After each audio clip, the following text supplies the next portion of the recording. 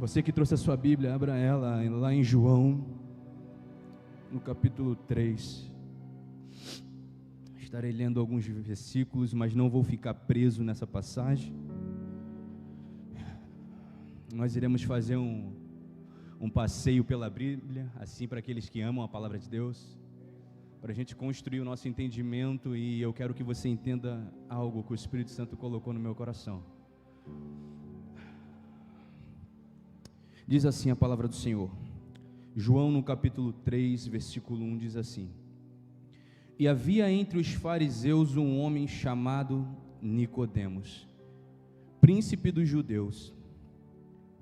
Este foi ter de noite com Jesus e disse-lhe: Rabi, bem sabemos que és mestre vindo de Deus, porque ninguém pode fazer estes sinais que tu fazes, senão Deus não for com ele.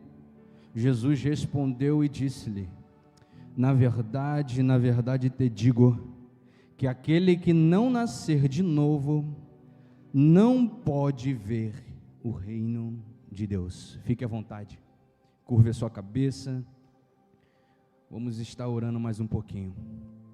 Senhor amado, Pai querido, neste momento, Senhor Deus, aqui como homem, Pai, eu me esvazio de mim mesmo, Senhor amado, e dou total liberdade ao Teu Santo Espírito, que já está conduzindo este culto desde o início, Papai amado, e tem conduzido a caminhada, aos passos da Tua noiva, Papai amado. Pai querido, dai-me sabedoria, Pai, e simplicidade para transmitir a Tua palavra de uma forma e de uma maneira simples, que todos entendam, para que até uma criança de 4 anos, até menos, venha entender e compreender, Papai amado, aquilo que é do Teu reino, Jesus. Espírito Santo de Deus, que eu não venha falar nada de mim mesmo, Pai amado, mas sim inspirado pelo Teu Santo Espírito. Papai querido, já começa, Pai, a encharcar e a inundar os corações aqui nessa noite, Jesus. Tanto daquele que já teve um encontro com o Senhor, como também aquele que veio aqui nessa noite buscando uma resposta, porque está perdido neste mundo. Senhor amado, venha queimar nesses corações, Papai querido, e como bom fruto da Tua palavra, venha cair em boa terra, Jesus. Pai querido, neste momento, Deus, eu entrego a condução desta ministração em Tuas mãos, Pai, assim como tem feito até os dias de hoje. Que eu te peço e te agradeço em nome de Jesus, Pai. Abre o entendimento dos meus irmãos. Amém.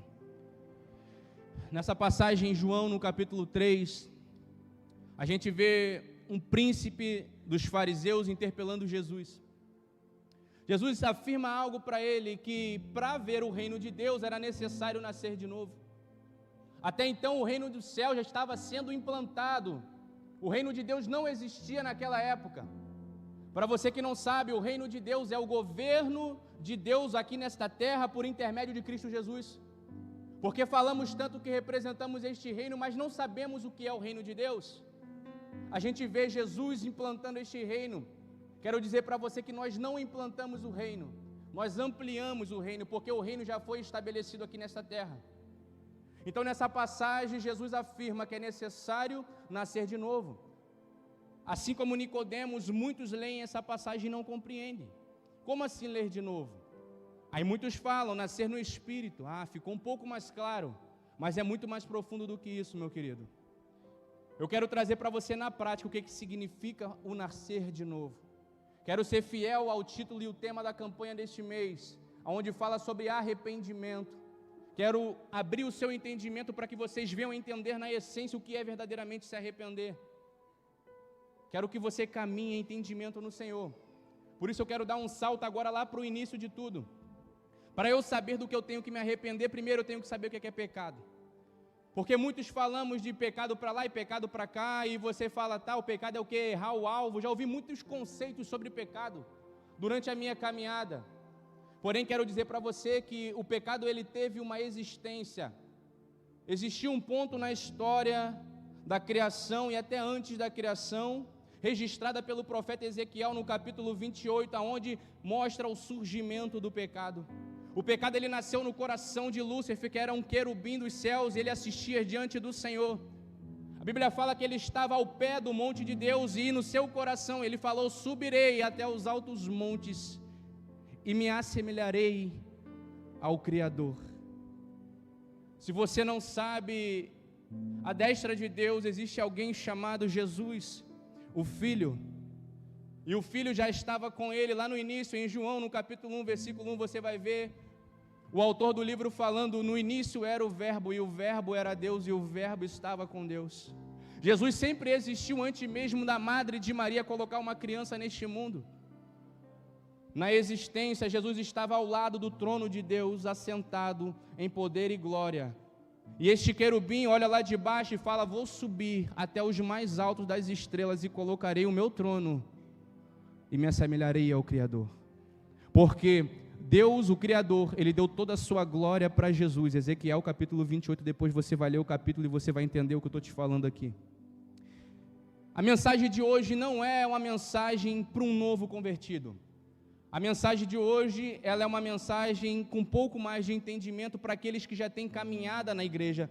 E o Espírito Santo me conduziu a isso porque ele falou: Tiago, existem alguns conceitos que estão equivocados na cabeça de muitos obreiros. E eu quero desmistificar isso nessa noite. Porque para a gente usufruir da presença de Deus na sua magnitude e plenitude, precisamos compreender algumas coisas. Resumindo, no coração desse querubim nasce o pecado. Porém, o pecado não havia sido revelado aos homens. Porém, diante do Senhor, o pecado já havia. Então, Deus, o que ele pega? Ele vê, deixa Satanás dar corda a ele, ele engana 1/3 dos anjos no céu, e depois ele se torna diabo, que vem do hebraico e do original diávolo, aquele que foi arremessado, aquele que foi lançado para longe, e Deus tirou ele de sua presença, ou seja, esvaziou ele da glória a qual ele foi criado. E junto com ele nasce o pecado. Como eu disse, Deus, depois dessa fase, ele passa para a criação do homem. Então ele olha e fala entre o Espírito Santo, que era o próprio Espírito dele, e Jesus: faremos o homem à nossa imagem e à nossa semelhança. Então Deus faz a criação para relacionamento. Existe algo chamado livre-arbítrio. Livre-arbítrio é o teu direito de escolha. Esse direito de escolha ninguém pode violar, porque nem mesmo o Criador viola o seu direito de escolher o caminho que você quer seguir. Então, querido, Deus dá o livre-arbítrio a um homem, assim como dá a sua criação. O homem, por escolha própria, decidiu desobedecer. Já pensou comigo, por que Deus, que é um ser onisciente, onipotente, onipresente, não impediu o homem de comer do fruto? Por causa do livre-arbítrio. Ele sabia as consequências, ele sabia o resultado, ele poderia descer e intervir: Adão, não come, porque eu estou vendo que no teu coração você está querendo me desobedecer. Porém, ele dá corda, ele deixa, a humanidade cai, o pecado faz separação entre Deus e o homem, o ser que ele criou para se relacionar. Lá no jardim, Deus sempre quis relacionar-se com o homem, ele criou o homem para se relacionar com ele, mas o homem tem que escolher se relacionar com ele. Aqui que está a chave. Eu não posso obrigar você a buscar o Senhor, eu não posso buscar você a querer mais deste Deus, eu não posso obrigar a você a amar a Deus. Isso é uma escolha que tem que partir do teu coração, querido. Se você não tiver essa revelação, eu lamento, mas eu posso me esforçar, posso tentar te persuadir com palavras bonitas, com técnicas, coach, muitas das vezes, mas eu não vou conseguir te convencer a servir esse Deus, porque Ele é um Deus que se relaciona com cada um de nós de uma maneira ímpar e singular. Quantos estão entendendo a mensagem até aqui? Então já vimos onde o pecado nasceu. A gente já viu a queda do homem, porém o pecado não havia sido revelado ao homem. Deus fala e afirma a Adão que se ele comesse do fruto, ele morreria. Adão morreu fisicamente? Não. Essa morte foi no espírito, porque Deus se conectava com o homem no espírito, e não do lado de fora. O homem é expulso do jardim. Ser expulso do jardim não é ser expulso do ambiente, mas ser expulso da presença de Deus, porque o elo foi cortado. Então o homem parou de se relacionar com Deus profundamente. Então Deus passa a comunicar agora a sua vontade ao homem do lado de fora. Por isso que ele vinha sobre determinadas classes de pessoas que você já sabe, você já aprendeu aqui. Muitos ministros já trouxeram essa essência, essa explicação para você. Deus não se relacionava com todos agora, era apenas com alguns que ele separava, e era do lado de fora. A gente já viu isso. Porém, o pecado não havia sido revelado. Agora, pare e pense um pouco, o que revelou o pecado a um homem? Paulo vai dizer, lá em Romanos, no capítulo 7, que ele conheceu o pecado por causa da lei. E a lei foi estabelecida por Moisés, anos depois que Abraão já tinha morrido, Isaac tinha morrido e Jacó tinha morrido. Ou seja, o pecado estava encoberto para um homem. Para Deus sempre existiu. Vou dizer para você, José é antes ou depois de Moisés? Pensa um pouquinho, igreja. Antes. A lei não havia sido estabelecida para os homens ainda. E como que ele sabia que não poderia pecar? Não poderia adulterar, se não havia uma lei dizendo que não adultereis? Pensa um pouquinho aí. Alguém falou baixinho, Espírito Santo. Está chegando no contexto. Por revelação através de um relacionamento do lado de fora. Deus mostrou a alguns homens aquilo que para ele era errado. Então a própria consciência de José o condenava e não permitia que ele viesse a cometer aquilo que não havia sido revelado, que é o pecado. Mas quando vem a lei de Moisés, aquele que estava fornicando fala: não posso fornicar. Aquele que estava roubando, que tinha o hábito e o costume de roubar, quando vem a lei mostrando para fora o pecado, ele fala: calma aí, a lei fala que eu sou ladrão, eu tenho que parar de roubar. Então, através de Moisés é estabelecido os 10 principais mandamentos que você já conhece. Você é um crente que gosta de Bíblia, gosta da palavra de Deus, então você conhece de cor e salteado. Porém, conforme alguns estudiosos da Bíblia, existem 613 mandamentos além dos 10 principais. O que eu acho engraçado é que a humanidade tentou cumprir através da lei estabelecida. Ou seja, aquele que estava cometendo o pecado falou: vou parar de pecar porque eu quero estar bem com Deus. Porque o pecado, conforme Isaías, no capítulo 59, versículo 2, diz que Deus escondeu o seu rosto e tapou os seus ouvidos por causa das suas iniquidades. Deus parou de responder o homem por causa do pecado. João, no capítulo 9, versículo 31, vai dizer que Deus não responde a pecadores. Estão conseguindo pegar a visão? O pecado faz uma separação para Deus, que Deus esconde o rosto do homem, Ele não quer se relacionar com o pecado. Gente, isso aqui é absurdo, que você sair daqui entendendo isso nessa noite, vai mudar a tua vida com Deus, vai girar a tua chave. Eu quero que você saia daqui entendendo, porque a gente vai chegar na cruz daqui a pouco, a gente vai chegar no arrependei-vos daqui a pouco. Então o homem tentou cumprir, e o que aconteceu? Não teve sucesso. Até Davi, que era um homem segundo o coração de Deus, dos 10 mandamentos, ele pecou e caiu em 7.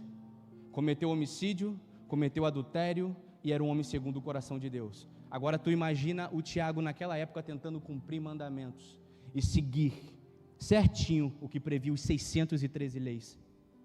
E eu quero dizer algo para você. Cumprir os 613 é cumprir os 613, porque Deus é fiel à palavra dele. Deus não tem maleabilidade, como é que eu posso dizer, jogo de cintura, quanto é aquilo que está estabelecido na palavra. Então 613 mandamentos é necessário cumprir os 613 para você ser justo diante de Deus. Vou dar um exemplo. Não adianta eu dar o meu dízimo, não adianta eu respeitar minha esposa, mas se eu me iro e eu me der um desejo de matar o meu irmão que está do meu lado, eu tornei-me culpado dos 613. Tiago, aonde que está isso na palavra? Tiago capítulo 2, versículo 10. Lê lá: aquele que peca em um só ponto na lei, tornou-se culpado de todos os 613 mandamentos. Vocês estão conseguindo pegar o feeling? Quão sério é isso? Porque não adianta eu cumprir algumas coisas e eu falhar em outras, e eu achar que isso está me justificando. Eu achar que o fato de eu tentar fazer tudo o que é correto e está previsto na lei, está me justificando. Era isso que os fariseus faziam. Eles tentavam mostrar um nível de santidade lá em cima, porém, Jesus comparou eles com sepulcros caiados. Por quê? Os pecados deles eles escondiam. Eles só mostravam aquilo que queriam mostrar. Eu não tenho problema com dinheiro, eu não tenho ganância no meu coração, então isso eu vou mostrar, então eu vou falar sobre isso.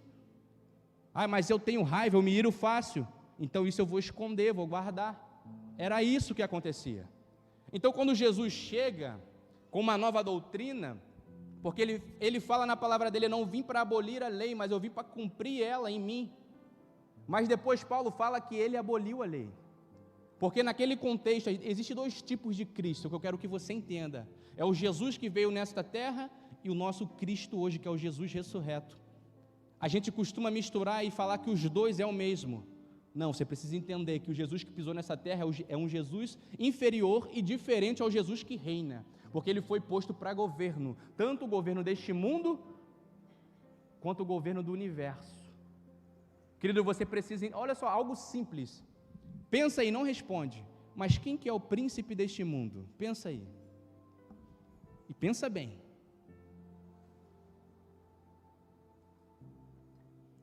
Está com a resposta na tua cabeça? Se eu te falar que o príncipe deste mundo é Jesus e não Satanás, você vai ficar surpreso? Vai cair os teus butiá do bolso? Está na palavra. Mas o fato da gente ler corrido, o fato da gente procurar não entender o que a gente está lendo, prende a gente numa esfera onde a gente dá uma posição de governo para Satanás que ele não tem mais. Em João, no capítulo 12, verso 31 também, se eu não me engano, vai falar que o príncipe deste mundo está para ser tirado, porque na cruz ele despojou todo tipo de demônio. Aí, Lucas, no capítulo 10, a gente estava estudando em conjunto essa semana, e nós vimos que Jesus teve uma visão e uma revelação profética daquilo que aconteceria. Ele disse: eu vi Satanás cair como um raio do céu. Pá! Jesus vence não na cruz, ele vence no deserto e toma posse na cruz. Querido, entenda isso. A gente vai chegar no enredo da mensagem, isso aqui é só para você entender o surgimento do pecado. Então, junto com a lei de Moisés, também veio o estabelecimento o quê? Do salário do pecado, porque o salário do pecado é mais forte, o salário do pecado é Então, se o salário dele é morte, eu tenho que pagar com sangue, tenho que pagar com morte. Então, junto com a lei de Moisés, veio também regras para cobrir o pecado do homem. Então, uma vez por ano, você tinha que trazer um cordeiro sem mácula, sem mancha, que representava o Cristo, para morrer pelo seu pecado. Então, você apresentava diante do sacerdote, você colocava a mão sobre a cabeça do animal, se identificava com o animal, os seus pecados eram depositados sobre ele, e depois ele morria. Isso anulava os seus pecados durante o prazo de 1 ano. Porém, há algo muito interessante, porque não era só levar o animal, mas realmente tinha que vir um arrependimento vindo do coração. Então, antes da cruz, só que para você entender, quando você estiver lendo a Bíblia, para você compreender a palavra de Deus, você tem que entender que existe coisas e fatos antes da criação, existe a criação, existe a queda do homem, que vai de Adão até João Batista, que é o último dos profetas do Antigo Testamento, e nesse período, Deus se relacionava com o homem do lado de fora e não do lado de dentro. Por que eu estou falando isso? Porque a lei de Moisés imperava até João Batista.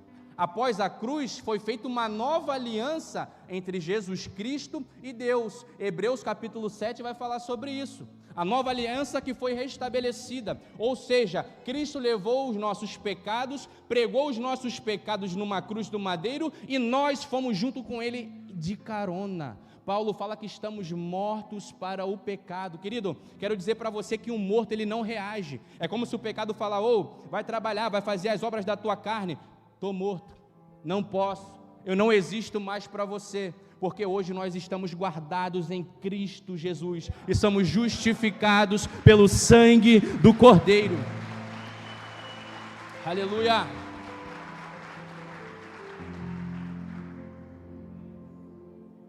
A gente já entendeu então que Deus não fala com pecadores. Tiago, Deus não responde? Não responde.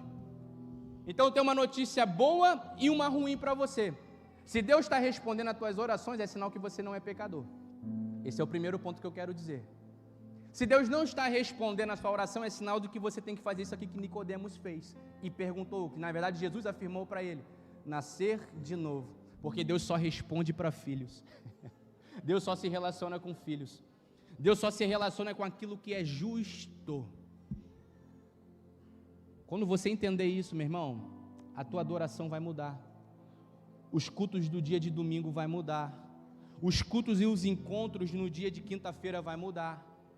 Porque você vai adorar a Deus não com o peso do pecado sobre os seus ombros, mas com o peso da justiça de Deus. Quero dizer para você: Tiago, então eu não peco mais? Calma aí que a gente vai chegar lá.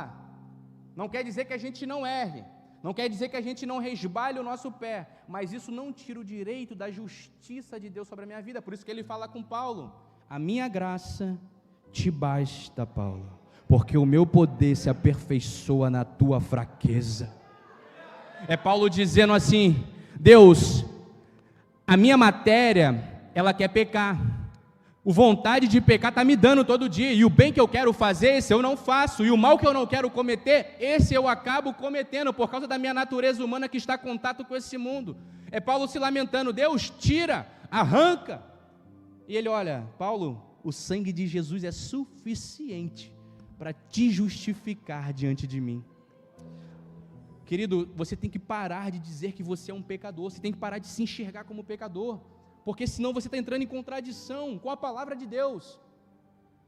Ou você aceita que Deus não está te respondendo e que você não tem relacionamento com Ele, ou você passa para um nível superior de intimidade. Cara do céu, se você entender isso aqui, te garanto que os teus níveis de batalha vão terminar. Olha só, porque Deus, Ele trabalha por legalidade. Quando Ele estabelece uma lei e um direito, Ele vai cumprir aquilo ali. Ele não é fiel a mim e fiel a você, como muitos ensinam às vezes. Deus é fiel a você. Não, Ele é fiel à palavra dEle. Se tu deixar de caminhar na palavra dEle, Ele não vai respaldar aquilo que tu está fazendo.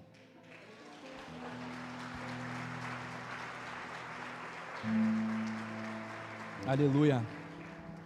Querido, eu quero correr, que eu quero que vocês entendam isso. Então Jesus, quando está falando com Nicodemos, ele não entende, porque ele está projetando algo para frente. Jesus veio cumprir a lei, isso aí está lá em Lucas 24, o caminho de Emaús, que a gente já viu, já falou, já pregou isso aqui. Se você prestou atenção naquele culto, você entendeu isso aqui já.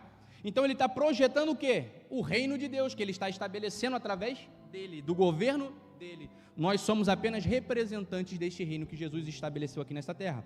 Vamos lá, então ele está falando, é necessário nascer de novo, Nicodemos. Como que pode eu, sendo grande, nascer de novo? Por quê? A ele não foi dada a revelação, porque ele está na esfera caída ainda. Ele está vivendo debaixo da lei de Moisés. Os fariseus falam isso, quando eles atentam querendo matar Jesus. Eu até anotei um pouco aqui, deixa eu ver aonde que eu coloquei. Eu não vou lembrar a referência, mas é em João também, se eu não me engano. Você que lembrar, você vai saber. Essa mensagem é muito conhecida. É uma passagem que Jesus, ele cura um cego de nascença. Então, os discípulos perguntam para ele, quem pecou? Porque, olha só, a gente sempre liga as coisas que estão acontecendo na nossa vida ao fato de alguém ter pecado, como se fosse causa e consequência. Deus não trabalha com causa e consequência.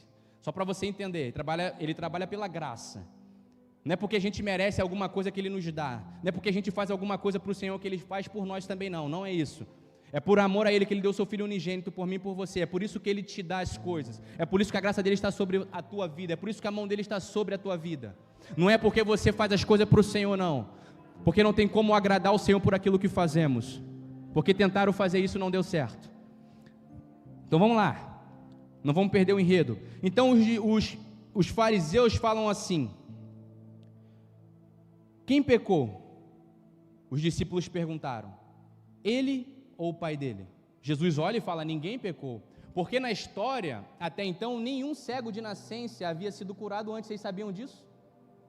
Jesus curou o primeiro cego de nascença, e aquilo ali para os fariseus foi um absurdo, porque eles falavam que Jesus era pecador, porque ele sentava na mesa com pecadores, e os fariseus não se misturavam. Ou seja, como que pode um pecador fazer essas coisas? Então eles afirmam lá onde a gente acabou de ler, que Deus não responde a pecadores, mas eles falam, nós servimos a Moisés, não esse camarada aí. Então eles pegam o cego de nascença e começam a interpelar, como que você foi curado? Através daquele homem, e eles não queriam reconhecer, chamaram os pais do cego, e começaram a questionar, ele era cego de nascença mesmo? Começaram a querer achar justificativas, para dizer que Jesus não era o Filho de Deus, que Jesus não era o Cristo.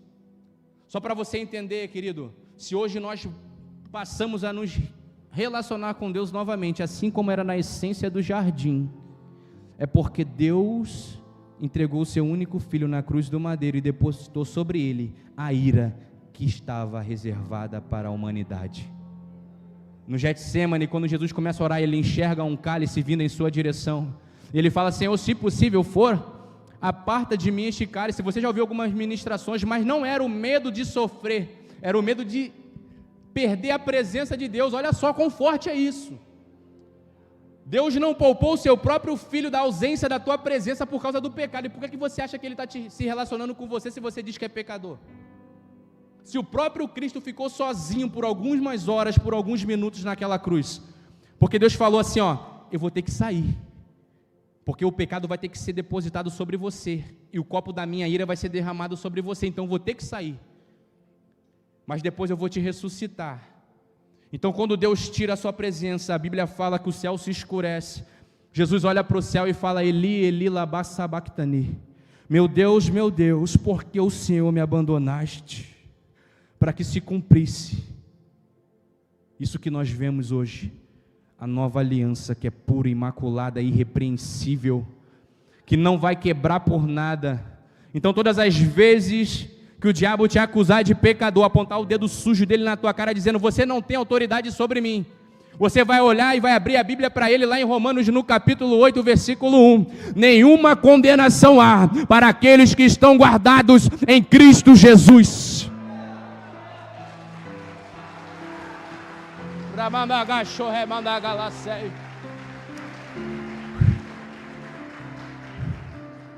Hoje eu quero tirar sobre os teus ombros o peso do pecado, querido, o peso do teu erro que tu não consegue largar, porque tu não vai conseguir largar, realmente, porque tua carne está na esfera humana. Aquele que tem tendência para ser mentiroso vai continuar mentindo, mesmo que lute contra a sua essência.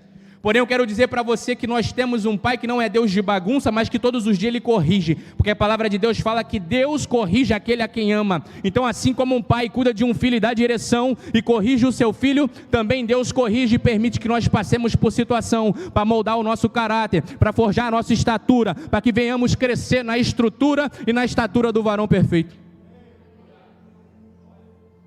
Mas você não perde o direito de justiça e você não perde a filiação. É isso que eu quero que você entenda. Porque eu já vi muitas pessoas saírem da igreja por se sentirem sujos. Eu já vi muitas pessoas, e eu fui uma dessas, que chegava a pedir a morte porque não se achava digno de estar diante do Senhor. Porque eu falava, Deus, eu estou sempre caindo neste pecado. Quantas vezes eu já pedi para não cair mais aqui, mas chega o dia que a minha carne aflora e fala mais alto e eu não consigo resistir. E por questões de minutos de prazer, eu acabo pecando contra a tua presença e pecando contra o Senhor. Então se é para mim viver assim, pode me preparar e me levar, Deus. Eu abro mão de tudo que o Senhor tem para mim aqui nessa terra. Porque eu não quero causar vergonha para o teu evangelho. Eu não quero que as pessoas olhem para mim e digam, ah lá aquele pastor fornicador, aquele pastor mentiroso, aquele pastor que pega dinheiro emprestado e não paga. Então para não carregar essa imagem para o teu reino, papai amado, pode me preparar e me levar. Era isso que eu orava para o Senhor. Isso eu era apenas um adolescente, eu não era nem um homem formado ainda. Porém, o tempo todo, Deus estava derramando da graça dele sobre mim. Depois eu fui entender que jamais Ele vai me apartar do amor dele. Paulo fala sobre isso em Coríntios. O que me separará do amor de Deus? A tribulação, daí vai aquela lista. Nada poderá separar você. Eu gosto muito de falar com pais que têm filhos e crianças pequenas. Vou pegar o Christian aqui que tem uma filha. Christian, responde para mim. Se a Manu fizer bagunça na tua casa, ela quebrar um vaso, você vai colocar ela para fora? O que tu vai fazer? Vai falar, a partir de hoje tu não é mais minha filha, só faz bagunça. Falei para tu não ficar correndo, tu quebrou meu vaso, sai daqui. Tu não é mais minha filha, vai te virar. É isso que vai acontecer? Não, né? Se ela for brincar na chuva, Christian, sujar o vestido branco dela, ficar toda suja de barro, vai chegar em casa, sujando a casa toda, tu vai olhar para ela e vai falar assim, se sujando de novo, sai daqui que você não é mais minha filha. Você vai fazer isso? Por que não? Hã? Imagina o amor de Deus por mim e por você. Tu acha que Deus vai te expulsar da presença dele por conta que você deu um deslize, que você, por um momento, por frames de segundo, você não tomou a decisão correta? Querido, você é justo. Isso aqui se chama beber na fé. Beber na fé está sempre se sujando, está sempre pecando, está sempre errando. Então é normal um novo convertido entrar pelaquela porta, ele continuar fumando por alguns meses, ele continuar bebendo até por alguns anos. Esse é um processo de amadurecimento. Porém, quando a Manu tiver com 18 anos, ela não vai correr mais na chuva e sujar o vestido dela. Porque aquilo que ela caía quando era pequena, ela não vai pecar mais naquilo que ela errava. Ou seja, amadurecimento. Mas hoje a gente tem uma igreja que fica se lamentando, se agarrando de cócoras e o tempo todo, Senhor, me perdoa porque eu pequei de novo. Senhor, me perdoe. E ele, eu falo, eu já te perdoei há 2000 anos atrás e você está aí pedindo perdão ainda. O meu perdão já está sobre você. A minha justiça já está sobre a tua vida. Você é justo, filho. Vem cá, vou te limpar. Se necessário for te corrigir, eu vou te corrigir, porque você está cometendo esses erros com frequência. Então eu vou permitir que situações aconteçam para te poldar e trabalhar a tua estrutura, para você amadurecer, para você não morrer, para você não acabar com aquilo que eu tenho para você.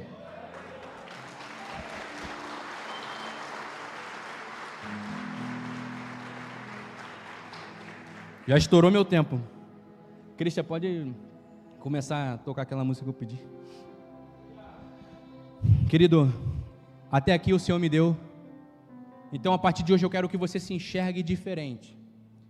Não estou te eximindo de erros e responsabilidades, não é isso. Não é um evangelho de facilidades, mas é um evangelho de pai e filho. É um evangelho de relacionamento.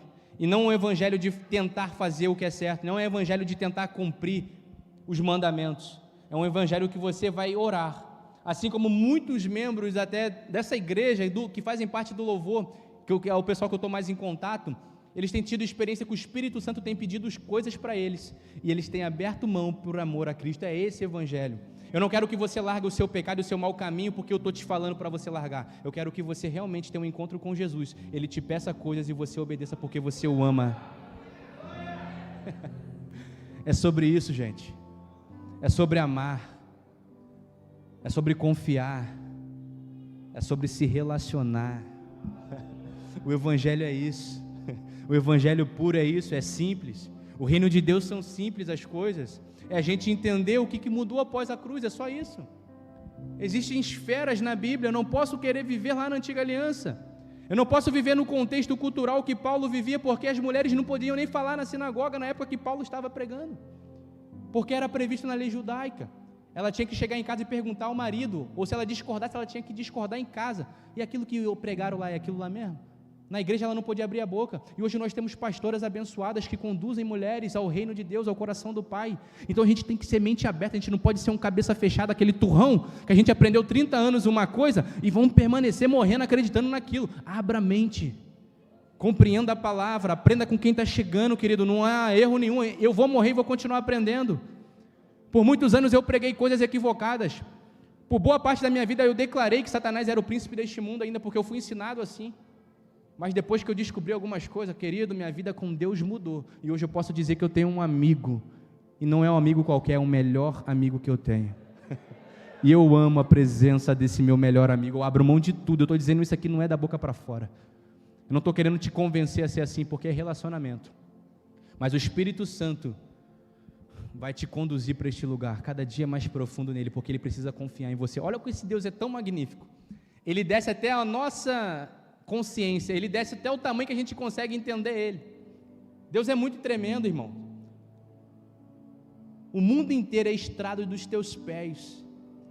Cara, eu acho muito incrível essa passagem que fala que Deus controla até a queda das folhas das árvores. Eu fico pensando assim, se eu pegar no raio desse quintal aqui, eu já não consigo controlar a queda de quantas folhas caíram, de cada árvore que tem na volta aqui da igreja. Agora tu imagina isso do mundo inteiro. Olha o tamanho desse Deus, olha o controle absurdo que esse Deus tem. Isso é o que a palavra me afirma, querido. Como que eu posso negar o tamanho desse Deus? Porém, Ele desce para que a gente possa se comunicar com Ele, e Ele abre mão da sua onisciência para poder confiar na gente. Olha só que tremendo isso. Então Ele faz prova de amor em alguns momentos para ver se você realmente o ama como você o disse. É muito incrível esse Deus, cara. É um Deus que esvaziou-se de si mesmo e veio mostrar como que é servir. É esse o evangelho que eu quero viver, e esse é o evangelho que eu trago para você, querido. É este a essência do reino, é isso que eu acredito, é isto que tem sido o evangelho para mim hoje. Agora eu quero, com a autorização do pastor Mustafa, hoje eu vou chamar aqui na frente não pessoas para se arrependerem do seu pecado, mas eu quero chamar aqui pessoas que estão com o fardo do pecado sobre os seus ombros, pessoas que por causa de suas práticas têm sofrido acusações do diabo em sua mente, espírito de inferioridade, desprezo no trabalho. Às vezes é um pensamento que cruza e fala, você é muito sujo, está aí de novo na lama aí, ó. Falou que não ia jogar mais jogo de aposta, já está apostando de novo, né? Você não consegue, né, ô viciado? É esse tipo de pessoa que eu quero aqui na frente, que eu quero orar por você, que Deus vai te livrar desse pensamento cativo, porque você não é mais escravo do pecado. Amém? E você também que quer ter um encontro com Jesus verdadeiro, vem aqui na frente nessa noite, por gentileza. A igreja fique de pé. Vamos estar orando. Você que está com este fardo sobre os seus ombros, vem aqui na frente que Jesus vai depositar um fardo suave e leve sobre as tuas costas.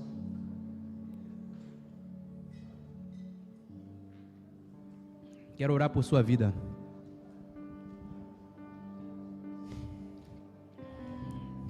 Você que até hoje o diabo acusou você na mente, que até hoje ele fica te dizendo coisas que não fazem parte da sua essência, pode vir aqui.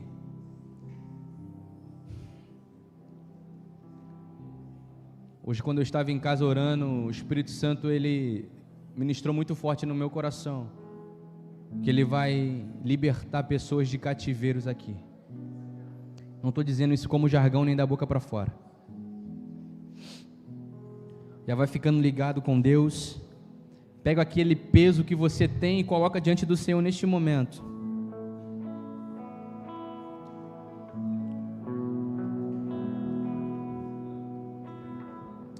Aleluia. Santo é o teu nome, Senhor.